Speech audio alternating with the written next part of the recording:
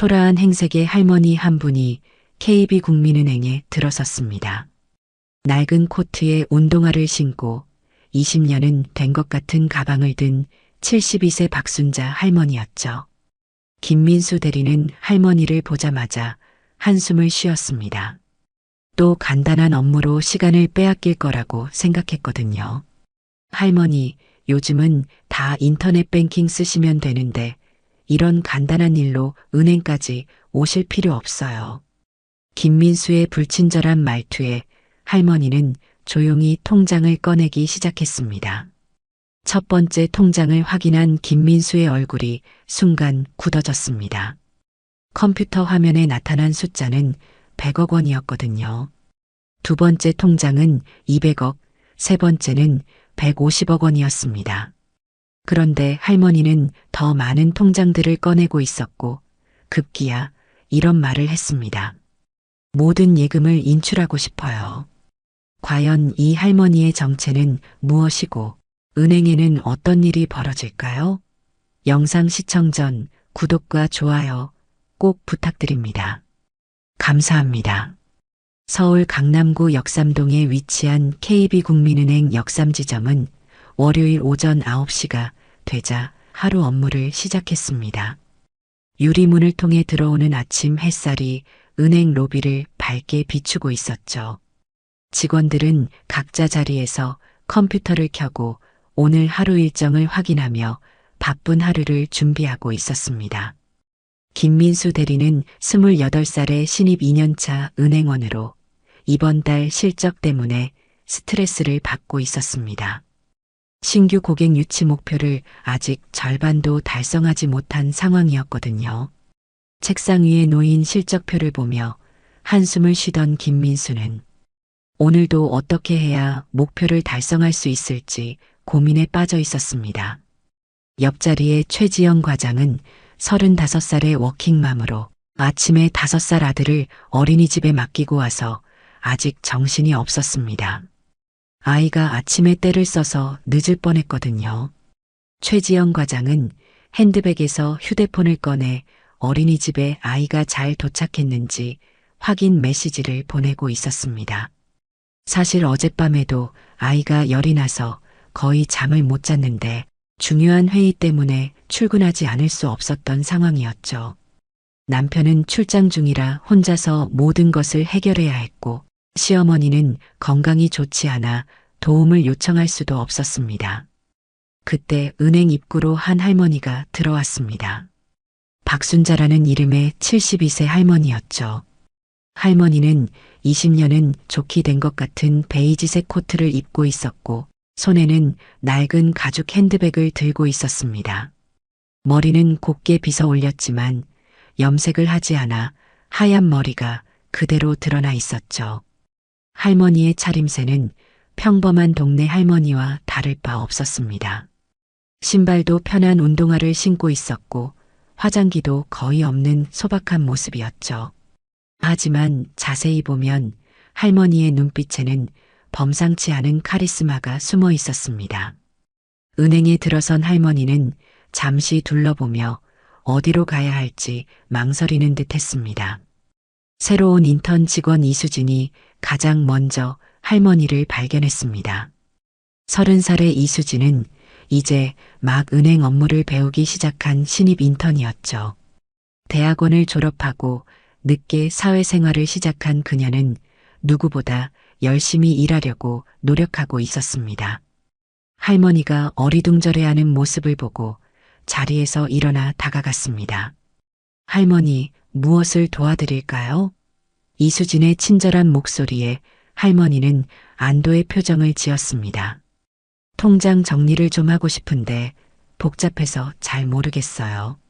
할머니의 목소리는 다소 작았지만 또렷했습니다. 이수진이 할머니를 안내하려던 순간 김민수 대리가 끼어들었습니다. 이수진 씨, 바쁘니까 빨리 처리해 드려요.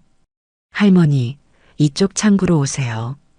김민수는 시계를 보며 조급한 표정을 지었습니다. 곧 VIP 고객이 올 예정이었거든요. 그것도 1억 원 이상의 대출을 상담받으러 오는 중요한 고객이었습니다. 만약 이 상담이 성사된다면 자신의 월 실적에 큰 도움이 될 것이 분명했죠. 할머니가 김민수를 따라 창구로 향하는 동안 이수진은 뭔가 아쉬운 표정을 지었습니다. 할머니에게 더 친절하게 도움을 드리고 싶었거든요. 하지만 신입 인턴인 자신이 선배 직원의 지시에 반대할 수는 없었죠. 그때 할머니가 가방에서 무언가를 떨어뜨렸습니다. 그것은 고급스러워 보이는 금시계였습니다. 자세히 보니 스위스 명품 브랜드의 빈티지 시계로 보였죠. 할머니는 당황하며 시계를 주워 다시 가방에 넣었지만 아무도 그 시계에 주목하지 않았습니다. 모두들 바쁜 업무에 정신이 팔려 있었거든요. 오직 이수진만이 그 시계의 가치를 어렴풋이 눈치챘지만 할머니가 서둘러 가방에 넣는 모습을 보고 모른 척했습니다. 창구에 앉은 김민수는 할머니를 맞이하며 어서 오세요라고 인사했지만 그의 표정에는 피로가 역력했습니다. 실적 압박과 업무 스트레스로 인해 고객 서비스에 대한 열정이 많이 식어 있었거든요. 특히 단순한 업무로 보이는 고령 고객들에게는 더욱 그랬습니다. 최근 들어 이런 고객들이 늘어나면서 진짜 중요한 고객들에게 집중할 시간이 부족했거든요. 할머니는 가방을 무릎에 올려놓고 차근차근 통장들을 꺼내기 시작했습니다. 첫 번째 통장, 두 번째 통장, 세 번째 통장까지 총 3개의 통장을 꺼내 놓았죠. 통장들은 모두 오래되어 보였고 표지도 낡아 있었습니다. 하지만 통장 속에 붙어 있는 각종 스티커들과 메모들을 보면 꽤 자주 사용되고 있다는 것을 알 수 있었습니다. 김민수는 할머니가 통장을 꺼내는 모습을 보며 속으로 한숨을 쉬었습니다. 이런 간단한 업무는 ATM이나 인터넷 뱅킹으로도 충분히 할 수 있는 일인데 왜 굳이 창구까지 와서 직원의 시간을 빼앗는지 이해할 수 없었거든요. 뒤에서는 중요한 VIP 고객이 기다리고 있는 상황이었습니다. 최지영 과장도 멀리서 상황을 지켜보며 김민수에게 빨리 처리하라는 눈빛을 보냈습니다. 오늘 오전에는 중요한 회의가 예정되어 있었고 지점장도 실적에 대해 압박을 주고 있는 상황이었거든요. 은행 내부는 고객들로 서서히 붐비기 시작했습니다. 출근길에 급한 업무를 보려는 직장인들이 하나둘씩 들어오고 있었죠. 그 중에는 정장을 단정하게 차려입은 VIP 고객도 있었습니다. 명품 시계를 차고 있었고 손에는 고급 서류 가방을 들고 있었죠. 할머니는 여전히 차분하게 앉아 있었지만 주변의 분위기가 점점 바빠지는 것을 느끼고 있었습니다. 하지만 할머니에게는 이런 상황이 낯설지 않았죠. 평생을 살아오면서 이런 무시와 차별을 수없이 경험해 왔거든요. 김민수 대리는 할머니 앞에 앉으며 시계를 힐끗 보았습니다. 10시까지 VIP 고객이 올 예정이었는데 지금이 9시 40분이었거든요. 그 고객은 대형 법무법인의 변호사로 부동산 투자를 위한 대출 상담을 받으러 오는 것이었습니다. 만약 이 상담을 성공적으로 마무리한다면 김민수의 이번 달 실적은 확실히 목표를 달성할 수 있을 것이었죠. 할머니, 어떤 업무를 보실 건가요? 김민수의 목소리에는 서두르는 기색이 역력했습니다. 통장 정리를 좀 하고 싶어요. 요즘 은행 업무가 너무 복잡해서 잘 모르겠더라고요. 할머니는 조용한 목소리로 말했습니다. 김민수는 속으로 한숨을 쉬었죠. 역시 예상대로 간단한 업무였습니다. 이런 일들은 보통 몇천 원에서 몇만 원 정도의 작은 거래들이었거든요. 할머니, 요즘은 다 인터넷 뱅킹 쓰시면 되는데요. 이런 간단한 일로 은행까지 오실 필요 없어요. 김민수의 말투는 점점 불친절해졌습니다. 집에서도 편리하게 할 수 있는 업무인데 굳이 창구까지 와서 시간을 낭비하는 것이 이해되지 않았거든요. 사실 요즘 젊은 세대들은 모든 것을 모바일로 처리하는데 고령층들만 유독 창구를 고집하는 경우가 많았습니다. 젊은이, 나는 컴퓨터를 잘 못해서 그래요. 할머니의 대답에 김민수는 더욱 짜증스러운 표정을 지었습니다. 아이고, 할머니들이 다 그러시네요. 디지털 시대에 적응을 안 하시면서 왜 은행에 오세요? 김민수의 말은 점점 더 무례해졌습니다. 최근 디지털 전환 교육을 받으면서 고객들에게 모바일 뱅킹 사용을 적극 권장하라는 지시를 받았는데 이런 상황에서는 더욱 답답함을 느꼈거든요. 빨리 좀 해주세요. 뒤에 다른 분들도 기다려요. 실제로 뒤에는 두세 명의 고객이 대기하고 있었죠. 그중 한 명은 정장을 입은 중년 남성으로 명품 시계를 차고 있어서 VIP 고객임을 알 수 있었습니다. 그는 계속 시계를 보며 초조해하고 있었죠. 또 다른 고객은 젊은 여성으로 급한 일이 있는지 계속 핸드폰을 확인하고 있었습니다. 최지영 과장도 옆에서 상황을 지켜보다가 김민수에게 다가왔습니다. 민수야, 빨리 처리해드려. 오늘 아침 회의도 있고 바쁘잖아. 과장의 말에 김민수는 더욱 조급해졌습니다. 사실 최지영 과장도 스트레스가 심했습니다. 육아와 일을 병행하면서 항상 시간에 쫓기고 있었거든요. 더욱이 오늘은 중요한 분기 실적 회의가 있어서 준비할 자료들이 산더미 같았습니다. 할머니는 당황하며 가방을 뒤적이기 시작했습니다. 손이 떨리는 것을 억지로 참으며 통장들을 정리하려 했죠. 하지만 김민수의 재촉하는 목소리 때문에 더욱 서둘러야 했습니다. 그때 할머니의 휴대폰이 울렸습니다. 벨소리는 아리랑이었죠. 김민수는 그 소리를 듣고 피식 웃었습니다. 할머니 폰이네요. 요즘도 그런 폰 쓰는 사람이 있구나. 김민수의 비웃음 섞인 말에 주변 고객들도 킥킥거리며 웃었습니다.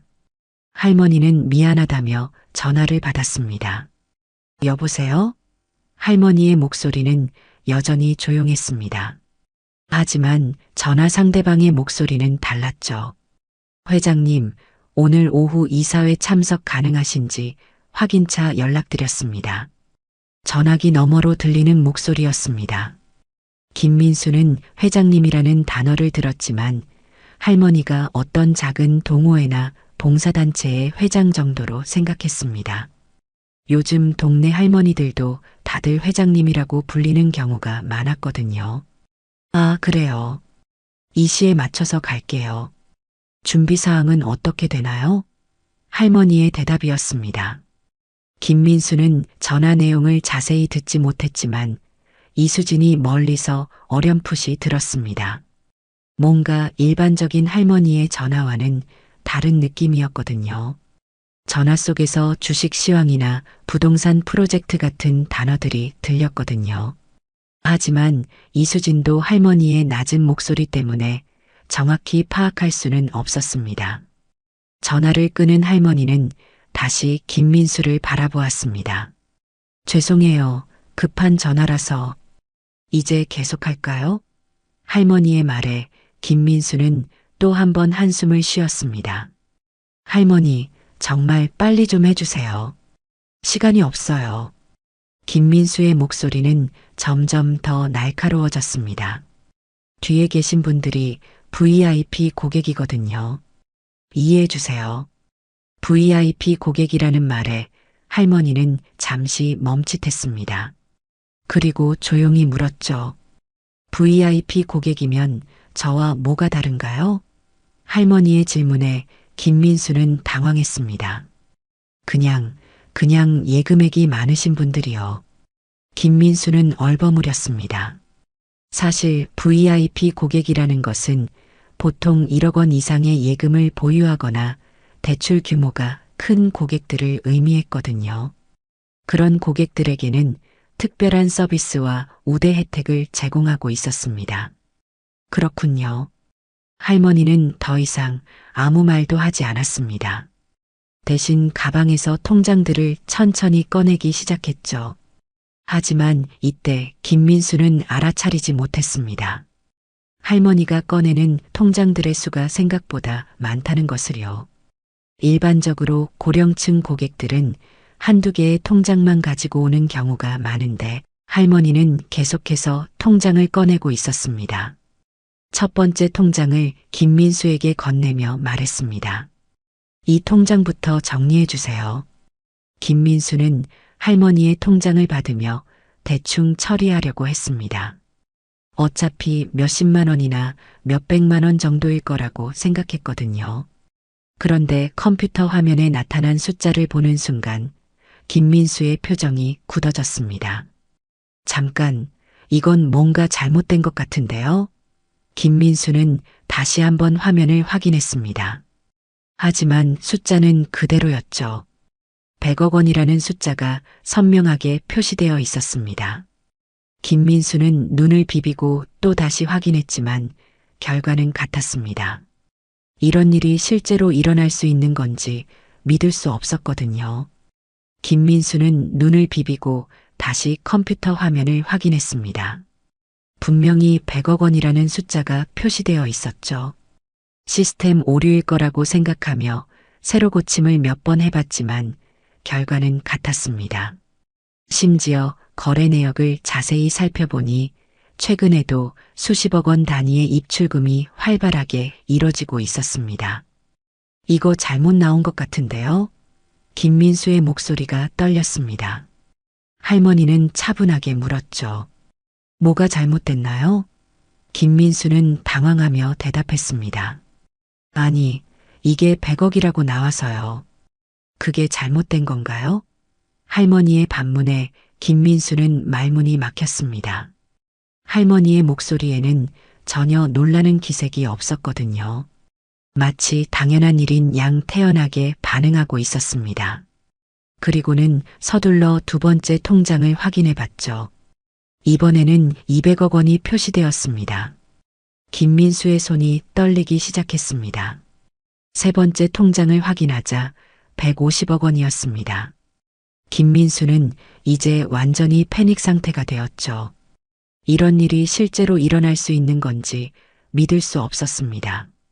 더욱 놀라운 것은 각 통장마다 거래 내역이 매우 활발했다는 점이었습니다.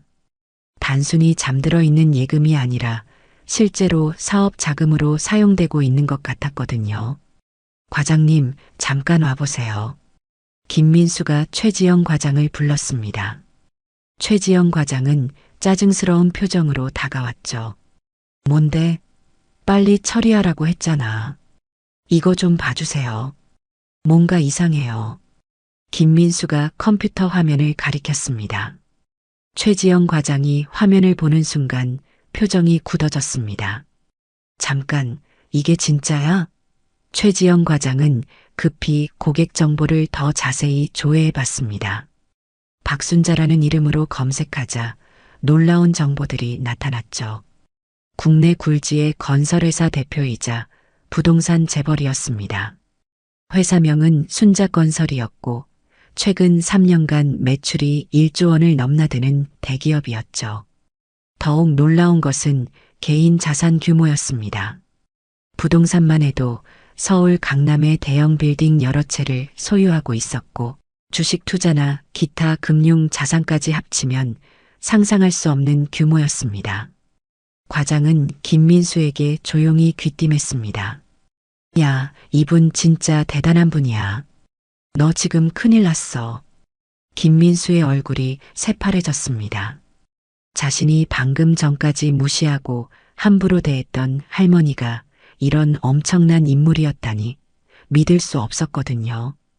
그때 은행 입구로 정장을 입은 중년 남성이 들어왔습니다. 그는 주변을 둘러보더니 할머니를 발견하고 다가왔죠. 어머니, 또 혼자 은행에 오셨어요? 박철민이라는 이름의 45세 남성이었습니다. 할머니의 아들이었죠. 박철민은 대기업 임원 복장을 하고 있었고 명품 시계와 구두를 착용하고 있었습니다. 더욱이 그의 행동거지에서는 오랜 기간 상류층 생활을 해온 사람의 품격이 느껴졌습니다. 괜찮아, 철민아. 간단한 일이니까 금방 끝날 거야. 할머니는 아들을 안심시켰습니다. 하지만 박철민은 걱정스러운 표정을 지었죠. 어머니, 이런 일은 비서에게 시키시면 되는데요. 비서라는 말에 김민수는 더욱 당황했습니다. 개인 비서를 두고 있다는 것은 정말 큰 부자라는 증거였거든요. 아니야, 내가 직접 하는 게 좋아. 너는 회사 일 보러 가. 할머니의 단호한 말에 박철민은 더 이상 말하지 못했습니다. 알겠습니다, 어머니. 그럼 나중에 연락드릴게요. 박철민이 나가면서 김민수와 최지영 과장에게 정중하게 인사했습니다. 저희 어머니 잘 부탁드립니다. 두 사람은 어색하게 인사를 받았죠.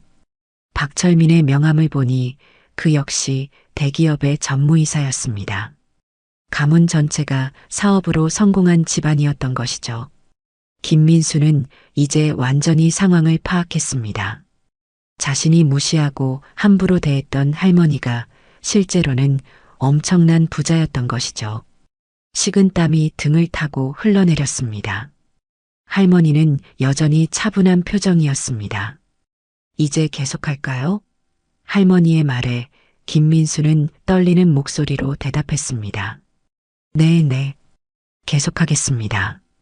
그때 옆 창구에서 업무를 보던 다른 고객이 할머니를 알아봤습니다. 저분이 박순자 회장님 아닌가요? 그 목소리에 주변 사람들이 모두 할머니를 바라봤습니다. 알고 보니 그 고객은 할머니 회사의 협력업체 사장이었습니다. 회장님, 여기서 뵙네요. 반갑습니다. 그는 정중하게 인사했죠. 저희 회사가 회장님 덕분에 많은 도움을 받고 있습니다. 할머니도 가볍게 인사를 받았습니다. 안녕하세요.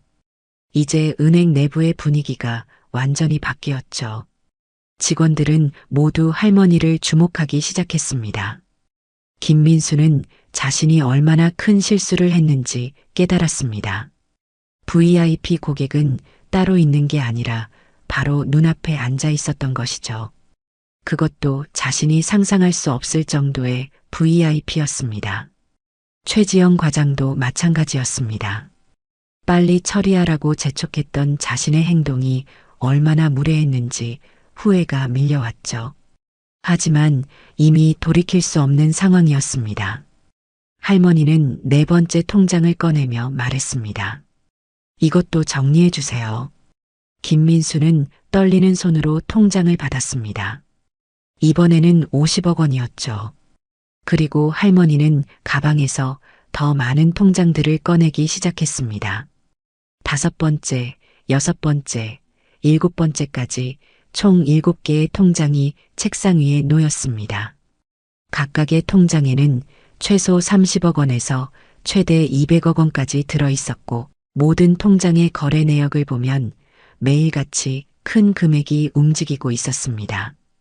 김민수는 계산기를 두드려 보니 이 은행에만 총 500억 원이 예금되어 있다는 사실을 알게 되었습니다. 이는 지점 전체 예금의 상당 부분을 차지하는 규모였죠. 김민수는 7개의 통장을 모두 확인한 후 경악을 금치 못했습니다. 각 통장마다 최소 50억 원에서 최대 200억 원까지 들어 있었거든요.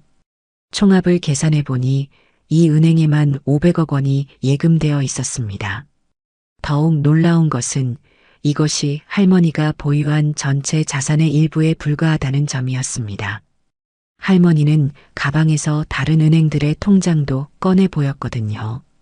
최지영 과장이 김민수 옆으로 다가와 조용히 속삭였습니다. 야, 이거 진짜 대박이야. 이런 고객을 우리가 무시했다고? 과장의 목소리도 떨리고 있었죠. 20년 은행 경력 동안 이런 규모의 개인 고객은 처음 봤거든요. 더욱이 이렇게 소박한 차림으로 온 고객이 이 정도 자산을 보유하고 있다니 상상도 할 수 없었습니다. 김민수는 뒤늦게 할머니에게 사과하려 했습니다. 죄송합니다, 할머니. 제가 몰라봐서 정말 죄송합니다. 앞으로는 더 친절하게 모시겠습니다. 하지만 할머니의 반응은 냉담했습니다. 괜찮아요. 그런데 아까 말씀하신 것처럼 이런 간단한 일로 은행에 올 필요 없다고 하셨죠? 할머니의 목소리는 여전히 차분했지만 날카로운 면이 있었습니다. 김민수의 무례한 말들을 정확히 기억하고 있었던 것이죠. 아니에요. 그게 아니라 제가 잘못 말씀드린 거예요. 김민수가 변명하려 했지만 할머니는 손을 들어 말을 막았습니다. 젊은이 말이 맞아요. 이런 간단한 일로 은행에 올 필요가 없죠. 할머니가 가방에서 더 많은 통장들을 꺼내기 시작했습니다. 이번에는 다른 은행들의 통장이었죠. 신한은행, 우리은행, 하나은행, 기업은행, SC제일은행, 시티은행까지 총 15개 은행의 통장들이 책상 위에 펼쳐졌습니다. 각 은행마다 여러 개의 통장을 보유하고 있어서 실제로는 30개가 넘는 통장이 있었습니다. 할머니는 차분하게 말했습니다. 모든 은행에 분산해서 예금을 해뒀거든요. 리스크 관리 차원에서요. 김민수와 최지영 과장은 그 광경을 보며 말문이 막혔습니다. 15개 은행에 분산된 예금이라면 총액이 얼마나 될지 상상도 할 수 없었거든요. 보수적으로 계산해도 각 은행에 평균 100억 원씩만 있어도 1,500억 원이었습니다. 그럼 정말 간단하게 하겠어요. 할머니의 다음 말에 두 사람은 심장이 멎는 줄 알았습니다. 모든 예금을 인출하고 싶습니다. 인출이요? 김민수가 되물었습니다. 목소리가 완전히 갈라져 있었죠. 네, 전체 인출이요. 다른 은행에서 더 좋은 서비스를 받을 수 있을 것 같거든요. 할머니의 말에 김민수는 식은땀을 흘렸습니다. 최지영 과장이 급히 계산해 봤습니다. 이 은행에만 500억 원이 있다면 다른 은행들까지 합치면 최소 1,000억 원은 넘을 것 같았죠. 이런 거액이 한꺼번에 인출된다면 지점 전체가 혼란에 빠질 수 있었습니다. 더욱이 이런 소식이 다른 고객들에게 알려지면 불안감이 조성될 수도 있었거든요. 잠깐만요, 회장님. 최지영 과장이 정중하게 말했습니다. 이런 큰 금액의 인출은 절차가 필요해서요. 지점장님께 보고를 드려야 할 것 같습니다. 그러세요. 할머니는 태연하게 답했습니다. 하지만 시간이 오래 걸리면 다른 은행으로 가겠어요. 거기서는 더 빠르게 처리해 줄 테니까요. 할머니의 말에 최지영 과장은 급한 마음이 들었습니다.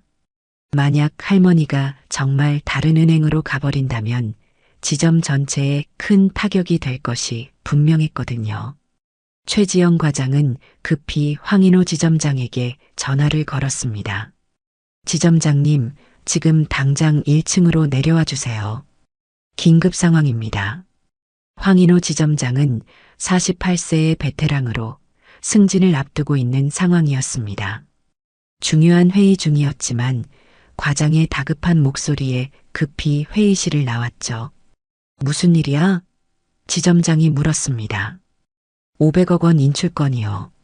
과장의 대답에 지점장의 표정이 굳어졌습니다. 500억 원이라고?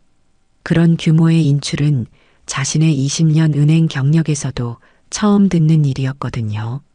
네, 박순자 회장님이신데 저희 직원이 신뢰를 드린 것 같습니다. 최지영 과장의 설명에 지점장은 급히 1층으로 내려왔습니다. 지점장이 할머니 앞에 나타나자 주변 분위기가 긴장됐습니다. 박 회장님, 안녕하세요. 황인호 지점장입니다. 지점장의 정중한 인사에 할머니는 가볍게 고개를 끄덕였습니다. 저희 직원이 신뢰를 드린 것 같습니다. 정말 죄송합니다. 지점장의 사과에 할머니는 여전히 차분했습니다.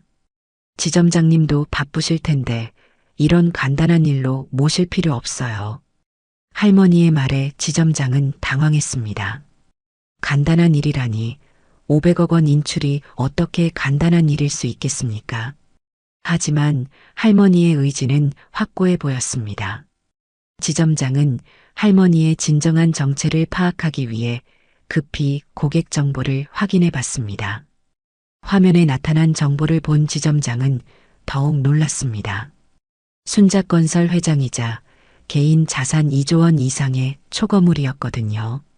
이런 고객을 무시했다는 것은 은행 전체에 큰 손실을 가져올 수 있는 일이었습니다. 더욱이 할머니가 보유한 다른 은행들의 예금까지 고려한다면 금융권 전체에 영향을 줄 수 있는 규모였죠. 지점장은 진땀을 흘리며 할머니를 달래려 했습니다. 황인호 지점장은 상황의 심각성을 즉시 파악했습니다. 500억 원 인출은 단순히 한 고객의 문제가 아니라 지점 전체의 유동성에 심각한 타격을 줄 수 있는 일이었거든요. 더욱이 이런 일이 소문나면 다른 고객들의 불안감을 조성할 수도 있었습니다. 특히 요즘같이 금융시장이 불안한 시기에는 더욱 조심해야 했죠. 회장님, 혹시 저희가 더 나은 서비스를 제공해 드릴 수 있을까요? 지점장이 조심스럽게 물었습니다. VIP 라운지에서 편안하게 상담을 받으실 수 있습니다. 괜찮습니다. 할머니는 고개를 저었습니다. 별로 복잡한 일도 아니고 다른 은행들도 많으니까요. 그냥 인출만 도와주시면 됩니다. 할머니의 단호한 태도에 지점장은 식은땀을 흘렸습니다. 이런 상황은 자신의 20년 은행 경력에서도 처음 겪는 일이었거든요. 더욱이 승진을 앞둔 상황에서 이런 일이 일어나다니 앞이 캄캄했습니다. 만약 이 일이 본점에 알려진다면 자신의 경력에 큰 타격이 될 것이 분명했죠. 그때 은행 입구로 또 다른 인물이 들어왔습니다. 65세의 윤 회장이었죠. 할머니의 오랜 사업 파트너였습니다. 윤 회장은 국내 굴지의 유통업체를 운영하는 거물이었고 할머니와는 30년 넘게 함께 사업을 해온 동반자였습니다. 윤 회장은 은행 로비를 둘러보다가 할머니를 발견하고 깜짝 놀랐습니다. 순자야, 여기서 뭐해? 윤 회장의 목소리에 할머니가 고개를 돌렸습니다. 어머, 윤 회장님. 통장 정리하러 왔어요. 할머니의 대답에 윤 회장은 의아한 표정을 지었죠. 통장 정리를 직접? 비서한테 시키면 되는 일을 왜 직접 와서 해? 윤 회장의 물음에 주변 직원들이 더욱 긴장했습니다. 윤 회장이라는 호칭에서 이 사람도 만만치 않은 인물임을 알 수 있었거든요. 실제로 윤 회장은 이 은행의 주요 고객 중 한 명이었고 개인적으로도 수백억 원의 예금을 보유하고 있었습니다. 그냥 나와봤어요. 그런데 여기 직원들이 이런 간단한 일로 은행에 올 필요 없다고 하더라고요. 할머니의 말에 윤 회장은 황인호 지점장을 바라봤습니다. 윤 회장의 눈빛에는 날카로운 면이 있었죠. 지점장, 무슨 일인가? 윤 회장의 질문에 황인호 지점장은 더욱 당황했습니다.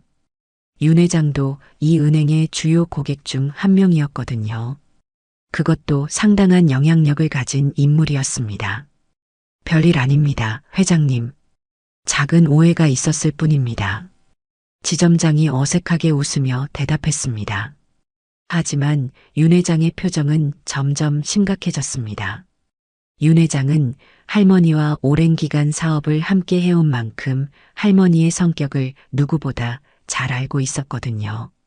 한번 마음먹으면 절대 번복하지 않는 고집스러운 면이 있다는 것을요. 순자야, 설마 예금을 빼려는 건 아니지? 윤 회장의 물음에 할머니는 담담하게 답했습니다. 그럴 생각이에요. 다른 은행에서 더 좋은 서비스를 받을 수 있을 것 같거든요. 윤 회장은 한숨을 쉬었습니다. 박순자 할머니와는 30년 넘게 사업을 함께 해온 사이였거든요.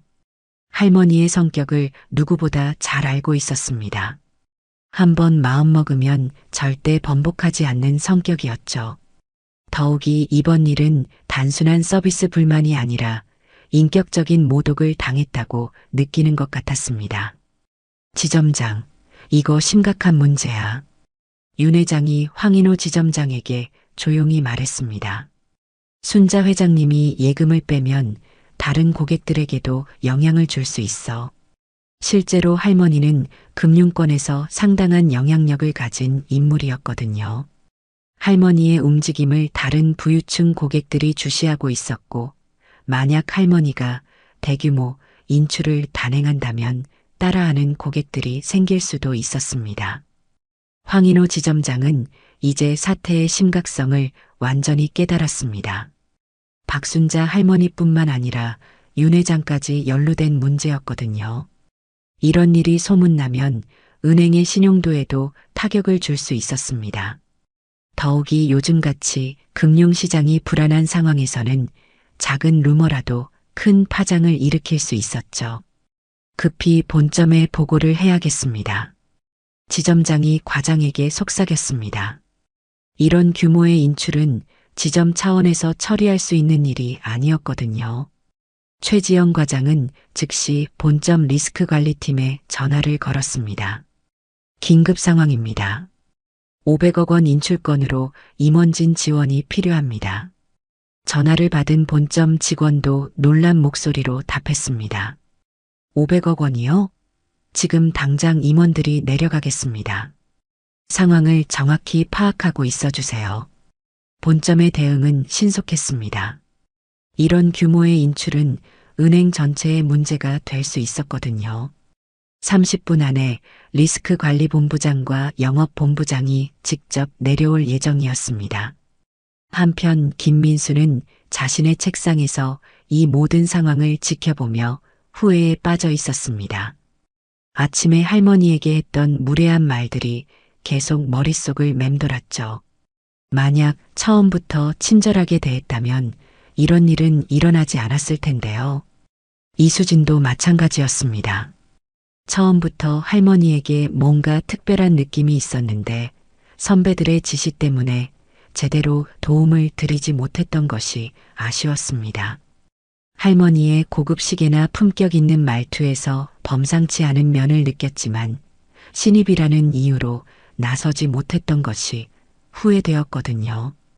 은행 내부는 점점 더 긴장된 분위기로 변해갔습니다. 다른 고객들도 뭔가 심상치 않은 일이 일어나고 있다는 것을 느끼기 시작했거든요. 직원들의 표정이 모두 굳어 있었고 지점장까지 나와서 한 고객과 대화하고 있었으니까요. 더욱이 윤 회장까지 나타나서 상황이 더욱 복잡해지고 있었습니다.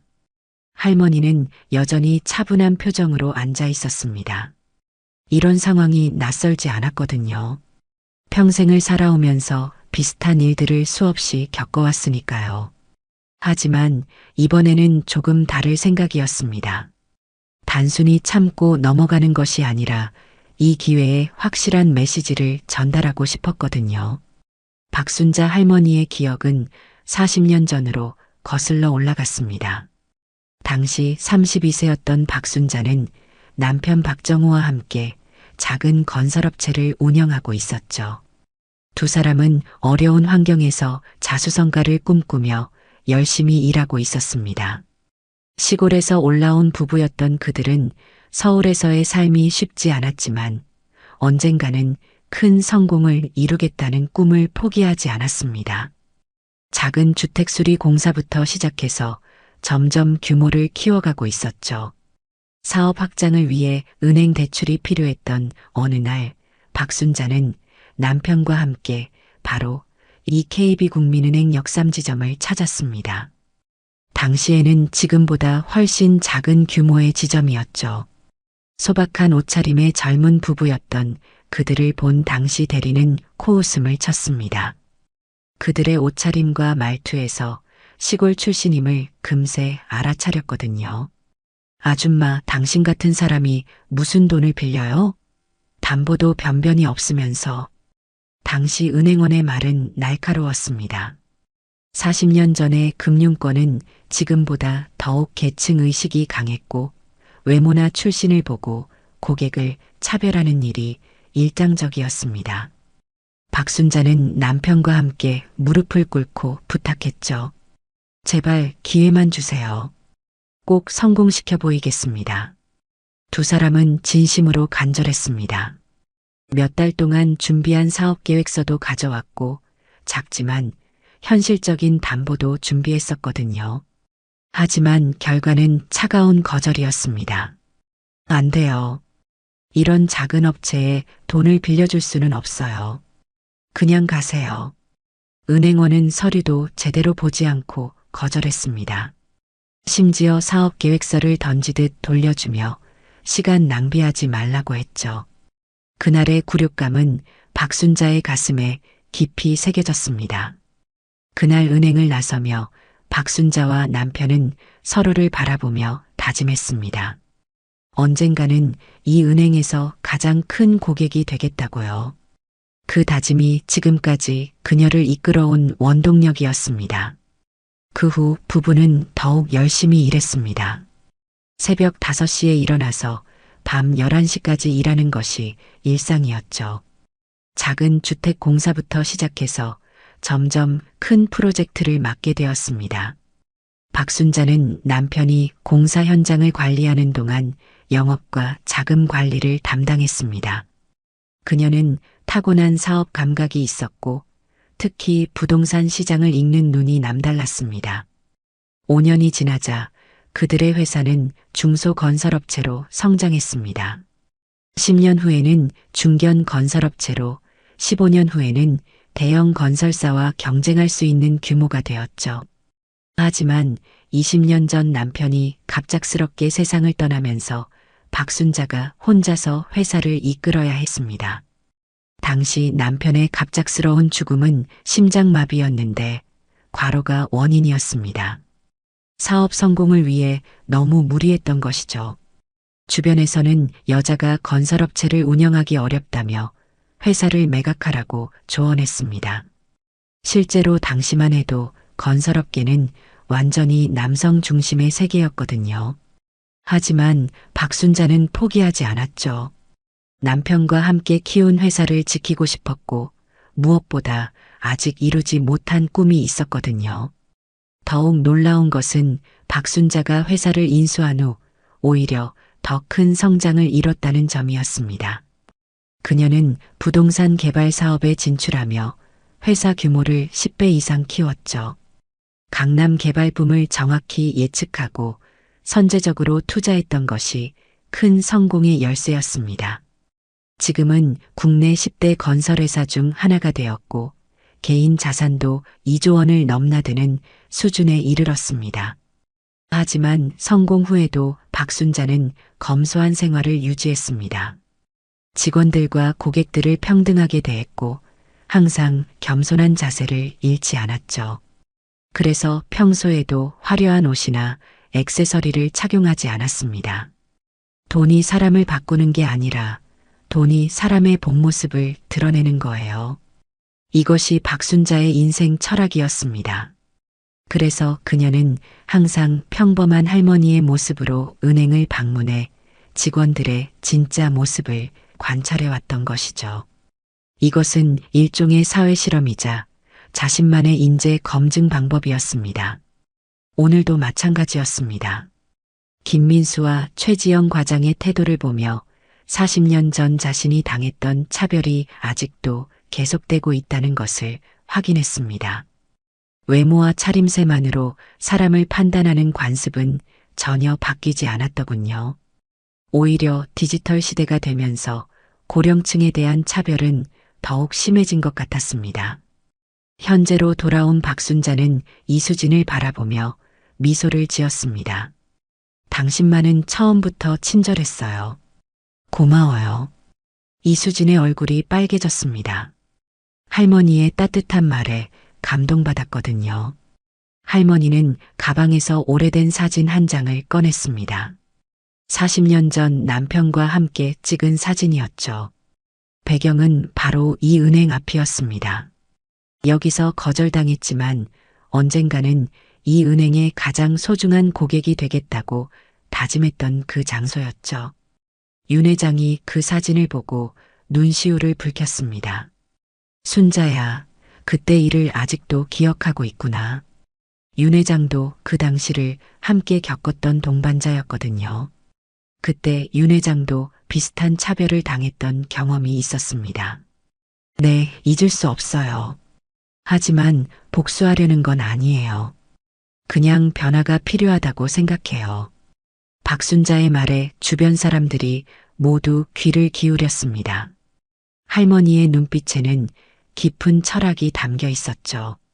40년 동안 성공을 이루면서도 잃지 않은 것이 바로 이런 따뜻한 마음이었습니다.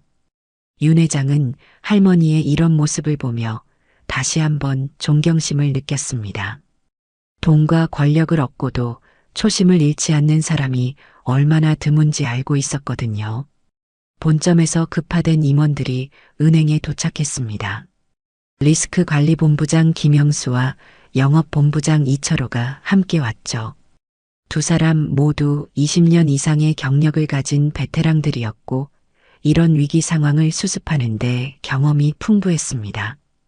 그들은 상황을 파악하자마자 박순자 할머니에게 정중하게 인사했습니다. 박 회장님 안녕하십니까? 본점에서 온 김영수 본부장입니다. 이런 일로 직접 나와주셔서 정말 죄송합니다.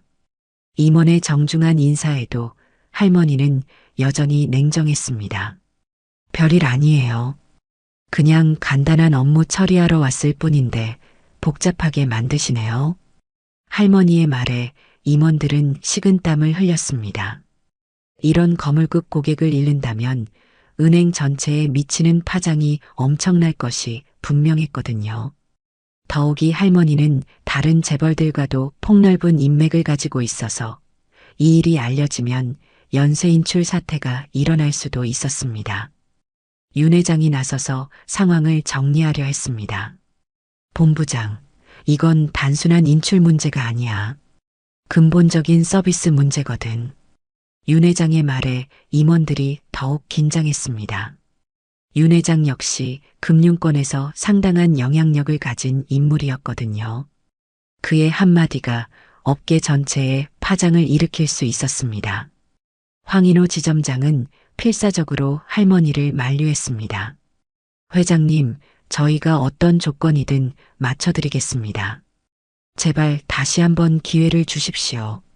하지만 박순자 할머니는 뜻밖의 말을 했습니다. 인출은 하지 않겠어요. 모든 사람이 놀란 표정을 지었죠. 김민수와 최지영 과장은 안도의 한숨을 쉬었고 황인호 지점장은 귀를 의심했습니다. 임원들도 마찬가지였죠. 대신 조건이 있어요. 어떤 조건이든 들어드리겠습니다. 황인호 지점장이 즉시 대답했습니다. 할머니는 천천히 말을 이어갔습니다. 이 은행을 포함해서 전국 모든 은행에서 고객 차별을 없애는 캠페인을 시작했으면 좋겠어요. 할머니의 제안에 모든 사람이 귀를 기울였습니다. 이는 단순한 개인적 요구가 아니라 금융권 전체의 문화를 바꾸자는 혁신적인 제안이었죠. 모든 고객을 평등하게 대하는 교육 프로그램을 만들어주세요. 그리고 제가 직접 그 교육을 후원하겠어요. 할머니의 말에 임원들은 서로를 바라봤습니다. 구체적으로 어떤 프로그램을 원하시는지요? 김영수 본부장이 물었습니다. 할머니는 차근차근 설명하기 시작했습니다. 외모나 차림새로 고객을 판단하지 않는 교육, 모든 고객에게 동등한 서비스를 제공하는 방법, 진정한 고객 중심 사고를 기르는 프로그램이요. 또한 고령층 고객을 위한 특별 서비스도 필요하고요. 할머니의 구체적인 제안에 모든 사람이 감탄했습니다. 디지털 소외계층을 위한 맞춤형 서비스, 시간 여유를 가지고 충분히 설명해드리는 문화, 그리고 무엇보다 모든 고객을 존중하는 마음가짐을 기르는 교육이 필요해요. 할머니의 말은 계속되었습니다. 그리고 이런 교육을 받은 은행에는 더 많은 예금을 맡기겠어요. 할머니의 마지막 말에 임원들의 눈이 반짝였습니다. 더 많은 예금이라는 것은 현재의 500억 원보다 훨씬 큰 금액을 의미했거든요. 실제로 할머니는 해외은행에도 상당한 자산을 보유하고 있었고 이를 국내로 들여올 계획도 가지고 있었습니다. 만약 국내 은행들이 진정한 변화를 보여준다면 수천억 원 규모의 자금을 국내로 이전할 의향도 있었죠. 윤 회장이 박수를 치며 말했습니다. 역시 순자야. 그래서 내가 30년 동안 동업을 하는 거야. 복수보다는 건설적인 해결책을 제시하는 것이 바로 할머니다운 방법이었죠.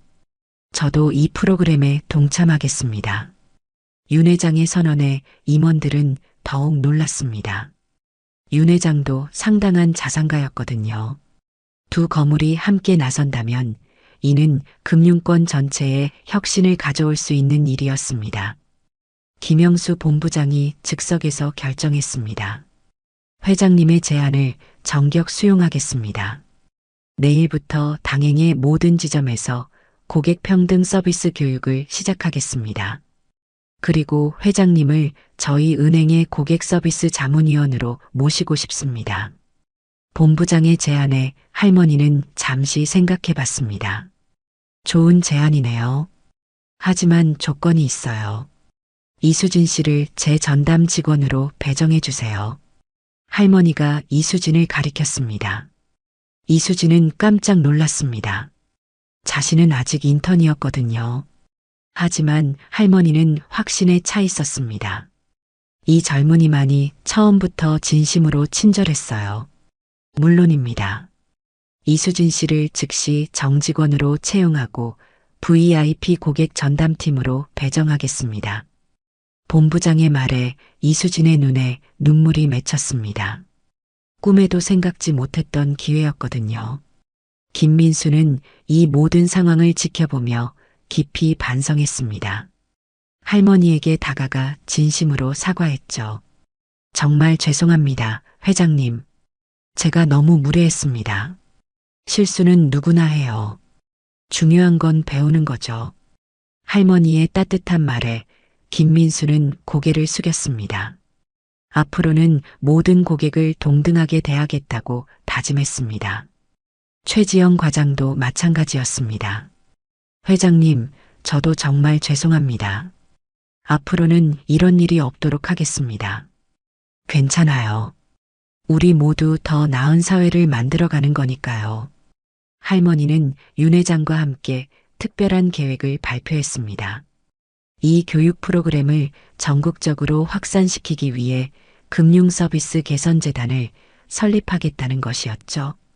이 재단은 금융권 직원들의 서비스 교육뿐만 아니라 일반 시민들의 금융 이해도 향상에도 기여할 예정이었습니다. 특히 고령층과 디지털 소외계층을 위한 특별 프로그램도 포함되어 있었죠.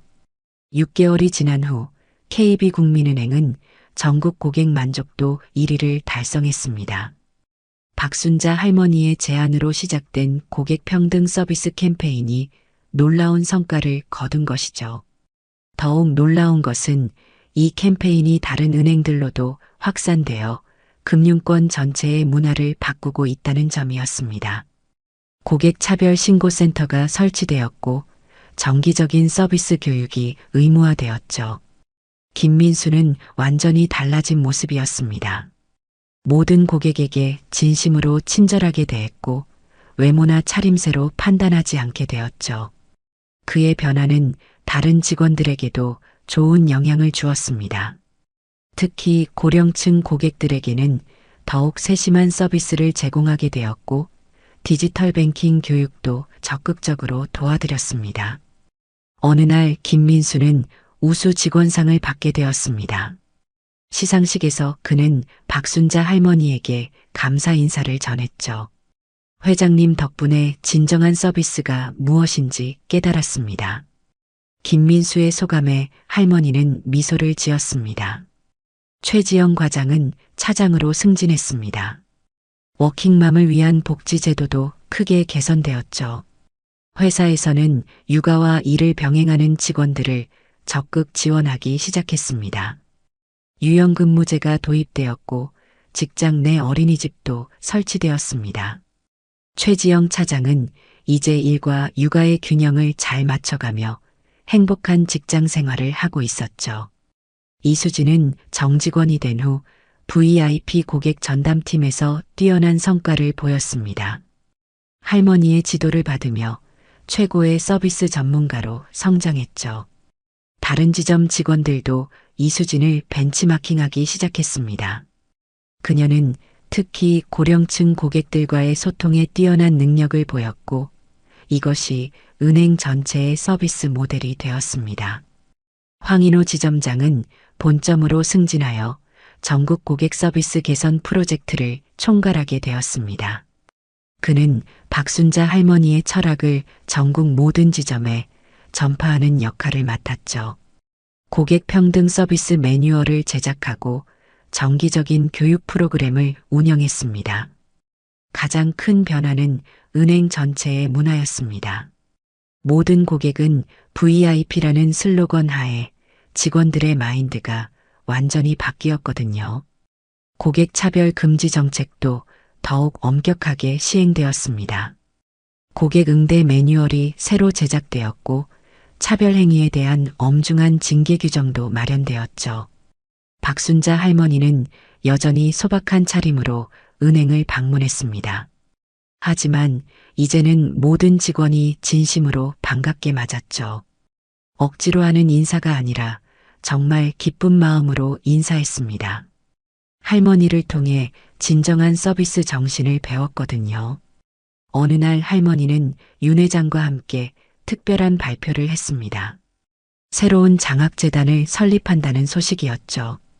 이 재단은 어려운 환경의 청년들에게 무담보 창업 대출을 지원하는 것이 목적이었습니다. 재단 설립 조인식이 바로 KB국민은행 역삼지점에서 열렸습니다. 40년 전 거절당했던 그 장소에서 이제는 다른 사람들을 도와주는 일을 시작하는 것이죠. 조인식에는 금융권 관계자들과 중소기업인들이 대거 참석했습니다. 김민수는 이 소식을 보며 감탄했습니다. 진짜 멋있으시다. 복수 대신 더 큰 선택을 하시다니. 그는 할머니의 모습에서 진정한 리더십을 배웠습니다. 조인식에서 박순자 할머니는 마지막 인사말을 했습니다. 돈은 도구일 뿐이에요. 그 돈으로 세상을 어떻게 바꾸느냐가 진짜 부자의 역할이죠. 젊은 시절 저도 차별을 받았지만 그 아픔을 복수로 갚지 않았어요. 대신 더 나은 세상을 만드는 데 사용했죠. 할머니의 말에 참석자들이 뜨거운 박수를 보냈습니다. 윤 회장도 마이크를 잡고 말했습니다. 30년 동안 순자 회장과 함께 일하면서 배운 것이 있어요. 진정한 성공은 혼자만 잘 사는 게 아니라 함께 잘 사는 거라는 걸요. 이제 이 은행을 방문하는 모든 고객들은 동등한 대우를 받습니다. 나이가 많든 적든, 옷차림이 화려하든 소박하든 상관없이 모든 사람이 소중한 고객으로 인정받죠. 심지어 다른 업종에서도 이런 평등 서비스 문화가 확산되기 시작했습니다. 1년 후, 이 은행의 사례는 전국 금융권으로 확산되었습니다. 다른 은행들도 비슷한 고객 평등 서비스를 도입하기 시작했거든요. 금융 서비스의 패러다임이 완전히 바뀐 것이죠. 박순자 할머니의 이야기는 많은 사람들에게 교훈을 주었습니다. 외모로 사람을 판단하지 말아야 한다는 것, 그리고 진정한 분은 나눌 때 더 커진다는 메시지였죠. 더 나아가 개인의 용기 있는 행동이 어떻게 사회 전체를 변화시킬 수 있는지 보여주는 사례가 되었습니다. 김민수는 지금도 그날을 잊지 않습니다. 한 할머니의 용기 있는 행동이 어떻게 전체 조직을 바꿀 수 있는지 직접 경험했거든요. 그는 후배들에게 이 이야기를 들려주며 진정한 서비스 정신을 전수하고 있습니다. 특히 신입 직원 교육에서는 박순자 할머니의 사례가 필수 교육 과정이 되었죠. 오늘도 박순자 할머니는 소박한 차림으로 거리를 걸어갑니다. 하지만 그녀의 발걸음에는 세상을 바꾸는 힘이 담겨 있습니다. 작은 친절과 배려가 얼마나 큰 변화를 만들 수 있는지 보여주는 살아있는 증거인 셈이죠. 그리고 그 변화는 지금도 계속되고 있습니다. 오늘 이야기가 좋으셨다면 구독과 댓글, 알람 설정 잊지 마시고 소중한 댓글 하나가 정말 큰 힘이 됩니다. 시청해 주셔서 진심으로 감사드립니다.